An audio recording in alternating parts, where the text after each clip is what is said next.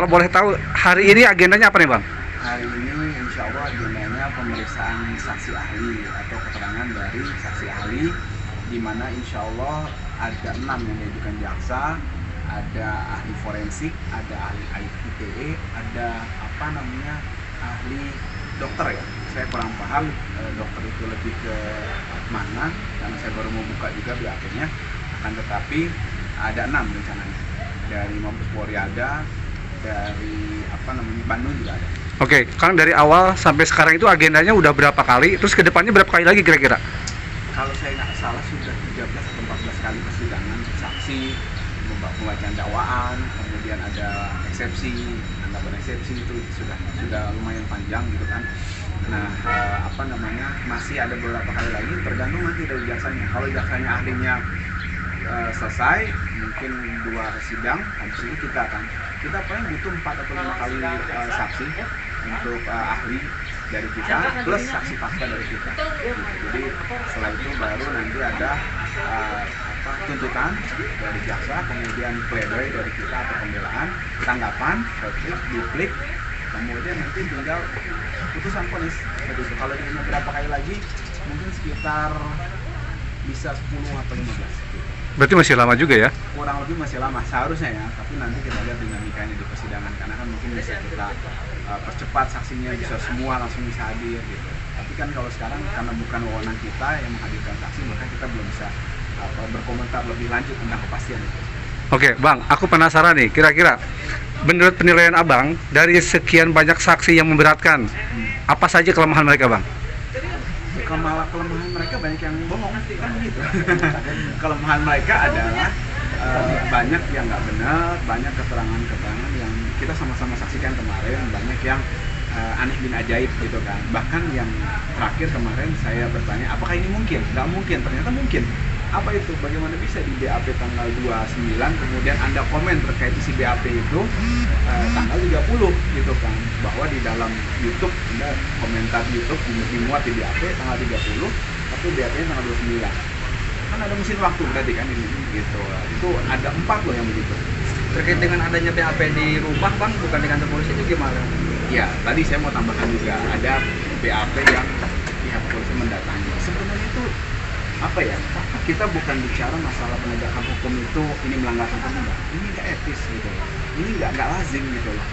Kemudian juga kemarin saksi mengatakan sendiri bahwa dia mendapatkan BAP. Ini kan aneh. Padahal menurut kelaziman, sepengetahuan saya beracara, itu yang dapat BAP itu tersangka. Kok bisa saksi dapat BAP gitu kan? Nah, ini ada apa gitu loh maksud saya. Jadi ini yang keganjilan ditambah lagi beberapa sebenarnya yang mau kita, kalau saya pribadi yang jadi concern adalah grand design-nya seperti apa untuk menjerumuskan Habib Bahar, siapa di balik ini dan seperti apa sih polanya itu. Jadi makanya saya bisa lihat, karena kalau natural begitu aja nggak mungkin.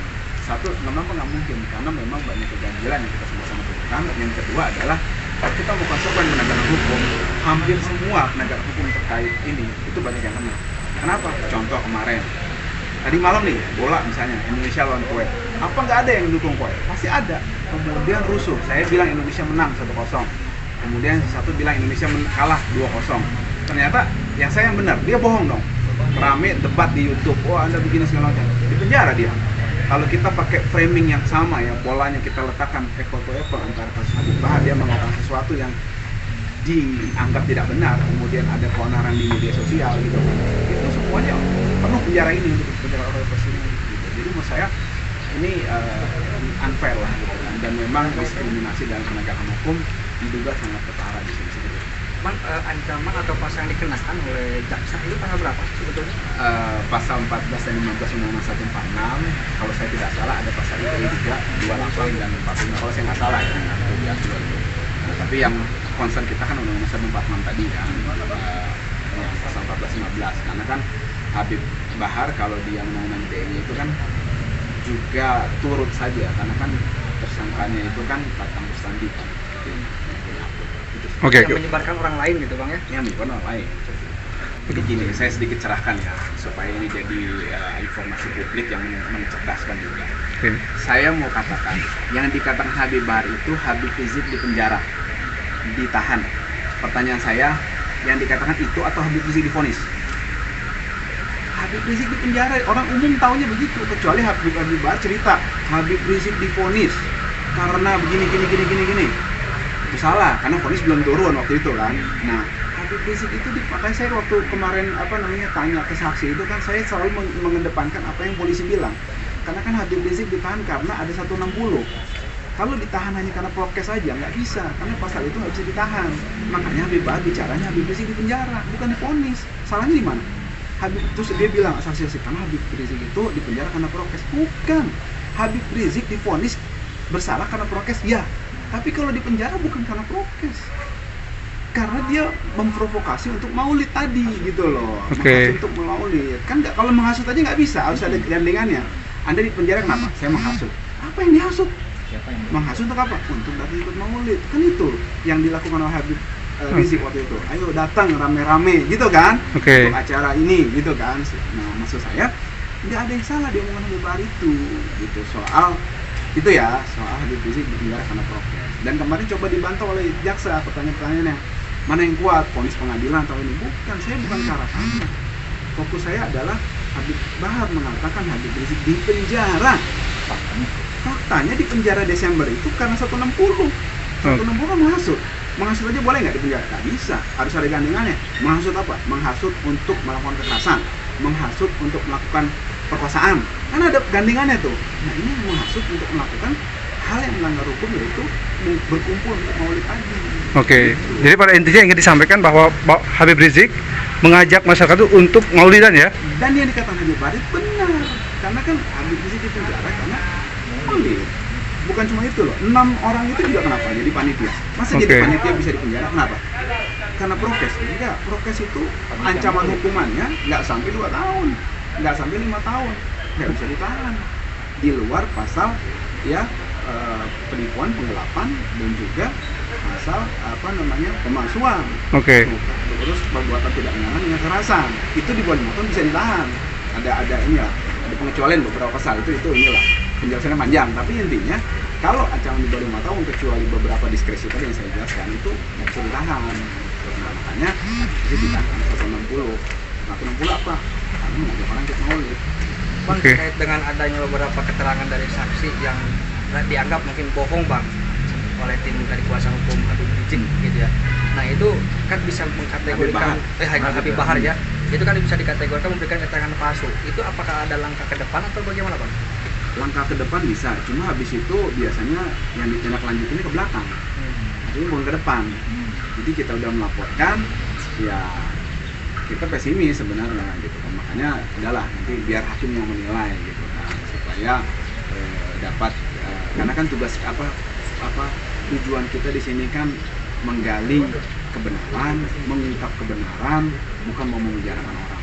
Kita di sini nggak benci sama orang, kalaupun kita benci kita nggak akan bertindak tidak adil terhadap orang itu. Artinya mereka juga melakukan itu kan juga ya kita lihat dari berbagai aspek lah gitu kan, atau mungkin itu di bawah tekanan, Allah alam, kita nggak tahu juga seperti itu. Jadi kita nggak mau memenjarain orang, kita nggak mau sembarangan ngelaporin orang, kita di sini mau mencari keadilan biar nanti majelis hakim yang melihat dan memutuskan, masyarakat dapat memperhatikan juga kan di sini bagaimana keadilan yang sesungguhnya. Dalam kesempatan ini bahwa Habib Rizik bin Hussein bin Syihab itu di penjara pada Desember, waktu itu bulan Desember ya, gitu, sebelum divonis. Itu karena pasal 160 gitu. Bahkan pihak kepolisian juga mengatakan Habib ini ditahan bukan karena prokes, tapi karena 160. Karena kalau prokes nggak bisa ditahan, gitu loh. Jadi kita fokusnya di penjara, karena Habib Bahar itu bicaranya Habib Rizik di penjara, bukan divonis. Kecuali ketika ceramah Habib Bahar bilang Habib Rizik itu divonis, nah itu salah. Karena kan vonisnya bukan karena itu, vonisnya karena prokes, tapi di penjara sebelumnya. Jadi udah pernah ada penahanan sebelumnya. Itu yang dipermasalahkan gitu loh. Menghasut aja di penjara enggak lah. Saya menghasut untuk ke masjid, ayo ke masjid, boleh nggak? Ayo. Masa di penjara kan enggak kan? Oke. Seharusnya juga menghasut maulid nggak di penjara, tapi karena dikaitkan dengan kerumunan, berkerumun loh, bukan pelanggaran prokes, karena berkerumun di acara maulid. Dan Habib Bahar sudah sangat jelas secara dalil agama menjelaskan kan dari sisi bahasa agar Arab ya, lughahnya, bahwa maulid itu yang dimaksud adalah berkumpul gitu. Jadi yang dimaksud Habib Bahar maulid itu berkumpul. Jadi Habib Rizik di penjara karena berkumpul, mengajak orang berkumpul, bukan karena prokes. Jadi ada dua hal yang berbeda ya, di penjara dan divonis ya. Beda. Gitu. Itu yang kita mau coba sampaikan kepada masyarakat, bahwa Habib Rizik itu di penjara Desember. Kan vonisnya baru bulan apa? Juni atau Juli waktu itu kan. Nah, itu baru ketahuan jelas. Oh, Habib Rizik divonis karena prokes. Tapi di penjaranya karena apa? Dari Desember itu. Karena 160. Dan itu yang disampaikan oleh Habib Bahar di beberapa kegiatan ya? Iya, dan salah dimengerti orang-orang itu. Sehingga membuat tindakan-tindakan yang merugikan Habib Bahar dan para pendukung serta umat Islam yang